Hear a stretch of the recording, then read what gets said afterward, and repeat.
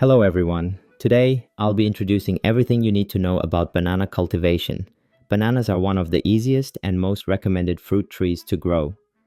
Compared to many other fruits, bananas require no pruning or aggressive fruit thinning, yet they produce large harvests and taste delicious.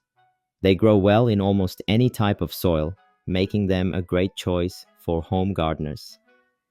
In this video, I'll explain not only how to grow bananas, but also their plant physiology, history, and classification. Whether you're already growing bananas, thinking of starting, or simply interested in learning more, this video is for you. I also cultivate many other fruit trees, so if you're interested in fruit cultivation, please consider subscribing to the channel. 1. How to grow bananas. Banana cultivation is very simple. If done properly, you can harvest bananas about 1 to 1.5 years after planting. Using a large banana plant leads to better growth.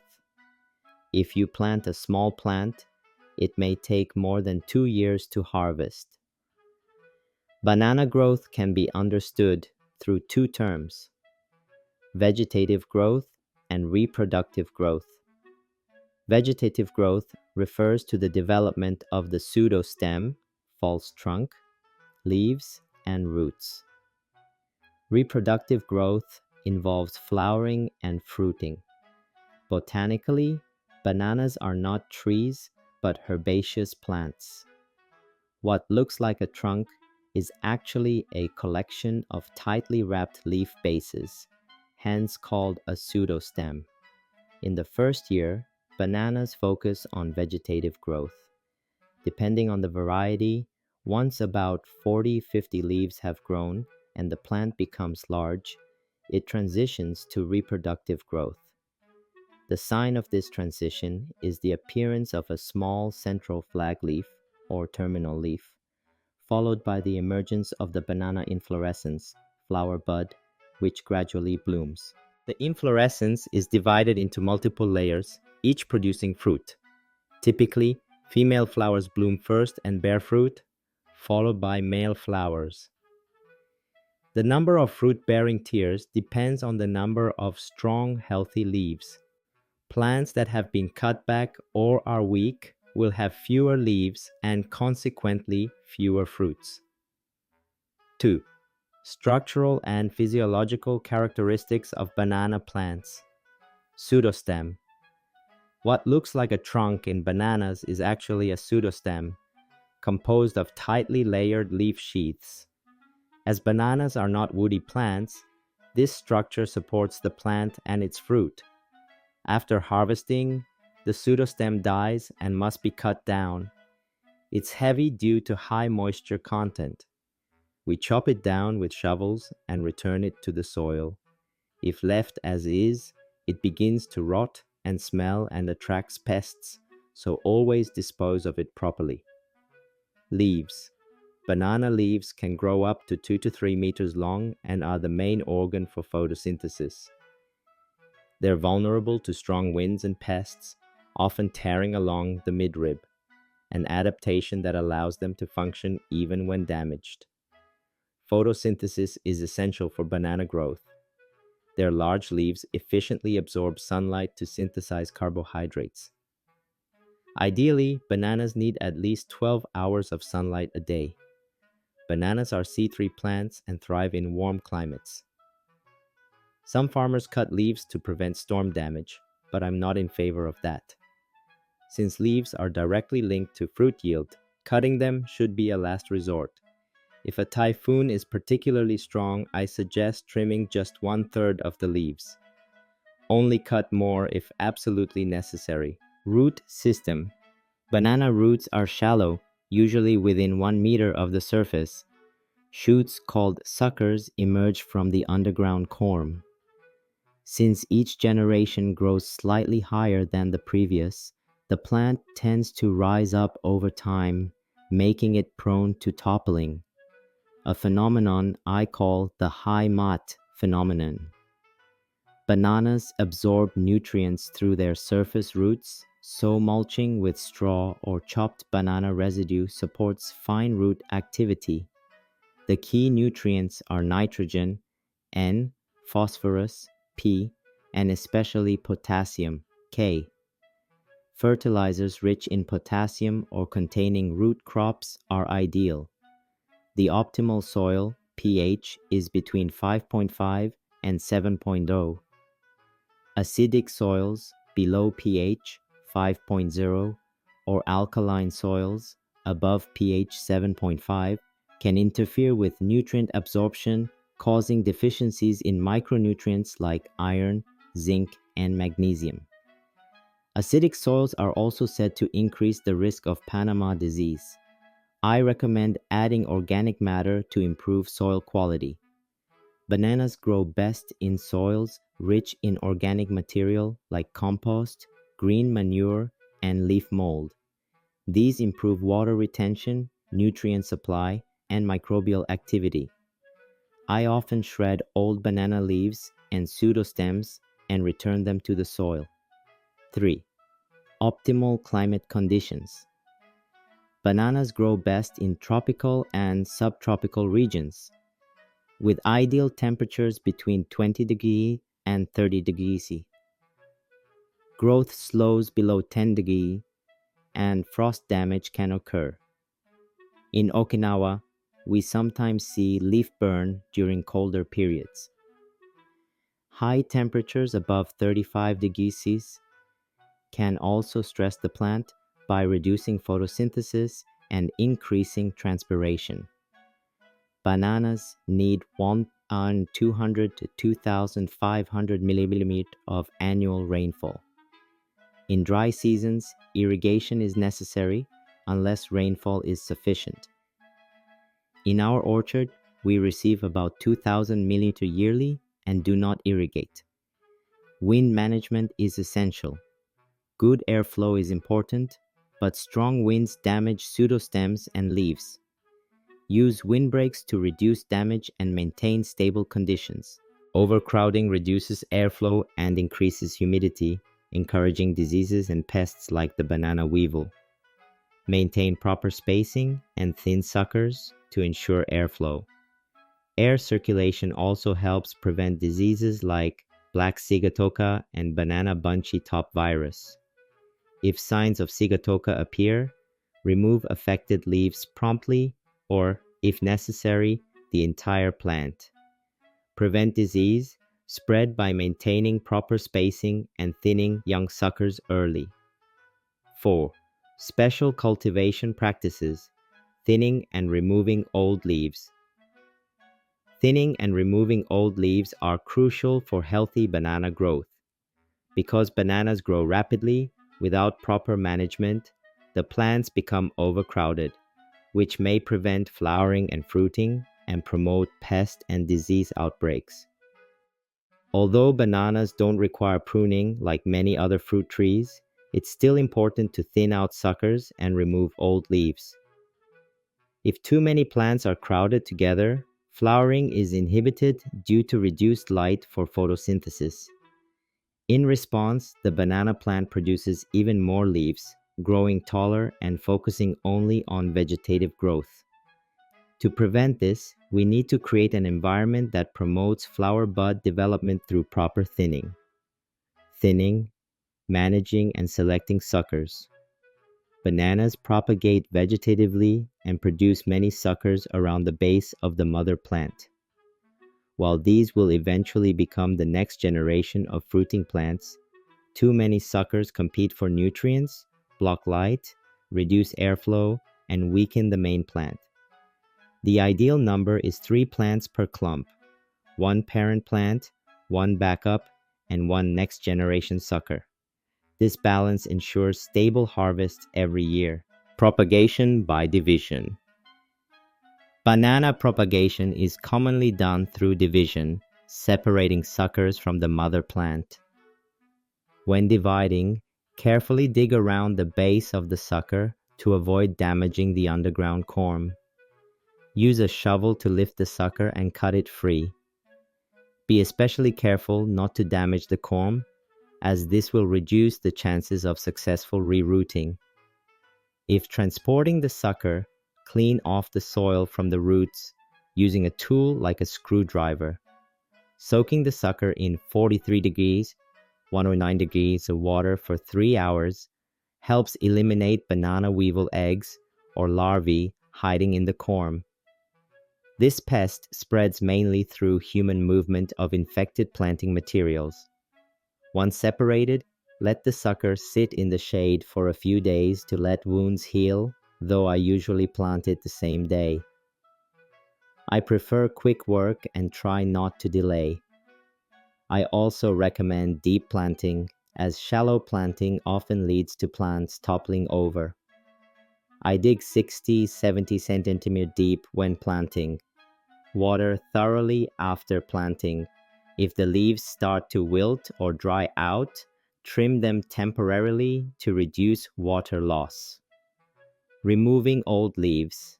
Bananas have large leaves that play a major role in photosynthesis, but as they age, these leaves begin to yellow and die, becoming breeding grounds for pests like banana weevils. Remove old leaves as they start to yellow. You can cut them at the base or remove them entirely. Removing them all the way to the plant base helps reduce pest pressure. 5. Flower and fruit management. Thinning and bagging. Flower thinning. Leave one tier of bananas for each healthy leaf on the plant. This helps focus nutrients on fewer fruits, improving their size and quality. The banana flower has many male and female flowers, but not all will become fruit. Thinning helps direct energy to the best hands. Female flowers bloom first and become fruit, while male flowers follow and often drain resources. Thin flowers 1 to 2 weeks after the final fruit tier is visible.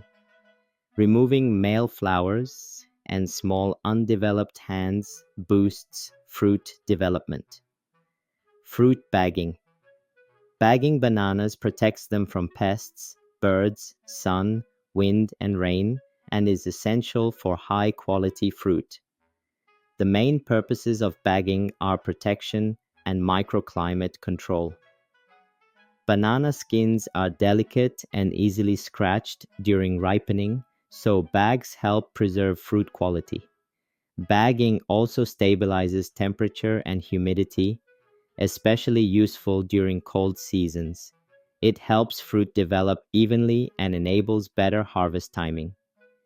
In dry or rainy climates, it prevents dehydration or overexposure to moisture. Many banana varieties, if not bagged, develop reddish streaks or dry patches on the flesh, making them less appealing. Use breathable, partially shaded bags like blue plastic with ventilation holes or non-woven fabric. Bag the bunch after the final tier appears and leave a small opening at the bottom to drain moisture. Be careful not to bruise the fruit and make sure the bag is loose enough to allow growth. 6. Post-harvest pseudostem disposal. After harvesting bananas, many growers leave the pseudostem standing, but this invites pests. Be sure to chop it down into small pieces and return it to the soil. Leaving the stem intact attracts banana weevils and other pests, which can threaten future crops. 7. Harvest timing and ripening. Harvest bananas when they are plump and round, with the angular ridges becoming smooth. In home gardens, you can let them turn slightly yellow on the plant for better flavor. Commercial growers harvest them while green and ripen them in storage and transport. Bananas are climacteric fruits, meaning they ripen after harvest. Store them at room temperature, not in the fridge. Some types like Cavendish develop sugar spots, while others like Namwa banana turn black as they ripen. In warmer regions, bananas mature faster. In colder conditions, ripening slows. On average, bananas are harvested 90 to 120 days after flowering, though timing depends on local conditions. 9. Origins and history. Bananas are believed to have originated in Southeast Asia, particularly in areas such as Malaysia, Indonesia, and the Philippines, where wild species are native. It is thought that bananas were first domesticated around 7,000 years ago in the highlands of Papua New Guinea, where early agricultural sites, such as those found in Cook Swamp, show evidence of early banana cultivation. Plants of the Musa genus underwent diverse evolution, and most of today's cultivated bananas are hybrids of two wild species, Musa acuminata and Musa balbisiana. The cultivation of bananas gradually spread from Southeast Asia to other parts of Asia, such as India and China. Around 300 BCE, they reached Western Asia through Alexander the Great's eastern campaigns and later spread to Africa, where they became embedded in food cultures, especially under the influence of Arab traders and Islamic culture. In the 16th century, bananas were introduced to Latin America and the Caribbean by Spanish and Portuguese explorers. They were brought through the Canary Islands and widely cultivated in Central and South America. From the late 19th to early 20th century, commercial banana farming took off, especially for export to Europe and the United States, with multinational companies establishing large plantations in Central America. This era laid the foundation for today's global banana export industry. Bananas spread worldwide due to their adaptability and economic importance.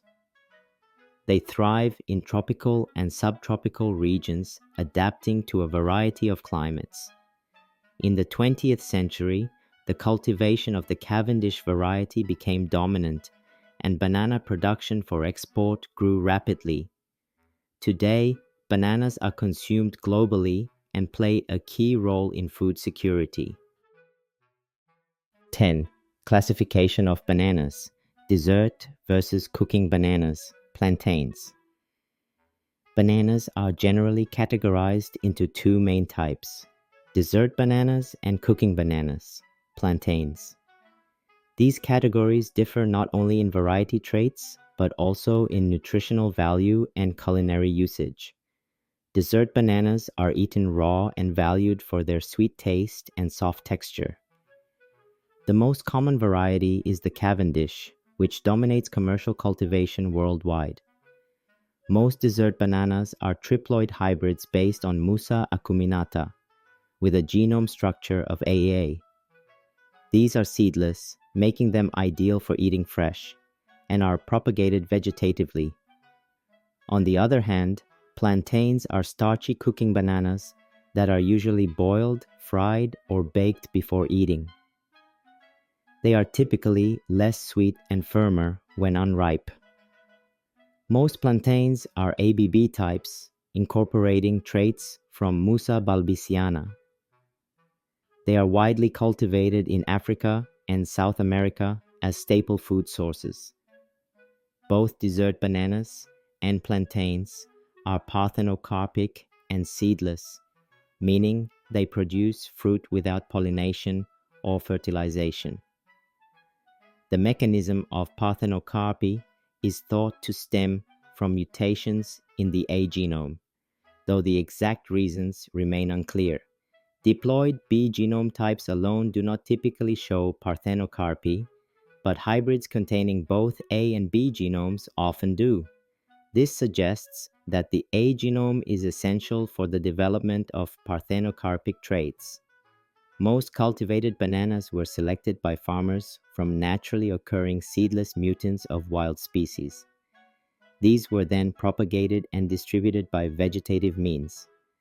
There is no strict botanical division between dessert and cooking bananas. Generally, sweet bananas eaten raw are classified as dessert bananas, while starchy types that are peeled and cooked when unripe are called plantains.